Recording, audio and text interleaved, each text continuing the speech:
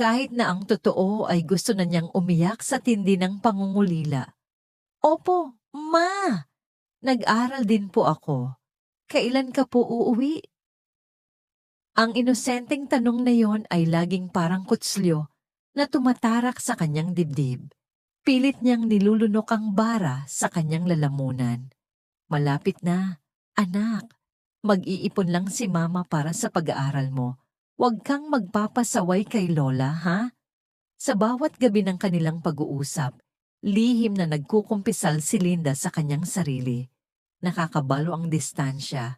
May mga gabing naiisip niyang iwan ang lahat, balikan ang kanyang anak, at mabuhay na lamang sa simpleng pagsasaka o pagtitinda ng kakanin sa probinsya. Subalit sa tuwing maaalala niya ang hirap ng buhay, ang kawalan ng pera, kapag may nagkakasakit, at ang banta ng gutom, napipilitan siyang lunukin ang kanyang mga luha. Alam niyang kung uuwi siya, baka walang makain ang bata. Hindi siya maaring maging makasarili. Habang pinagmamasdan niya ang malabong video ng kanyang anak, naisip niya ang mga anak ng ibang pamilya. Mga batang lumalaki sa malalaking bahay, may sariling yaya, hindi nag-aalala kung saan kukunin ang susunod na kakainin. Hindi maiwasan ni Linda na makaramdam ng kaunting inggit.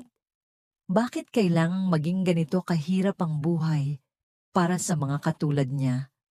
Bakit kailangan niyang maging ina sa ibang tao habang ang sarili niyang anak ay lumalaking malayo sa kanyang mga yakap? Ngunit mabilis niyang iwinawaksi ang mga kaisipang ito. Sige ka, Linda. Madalas niyang ibulong sa sarili.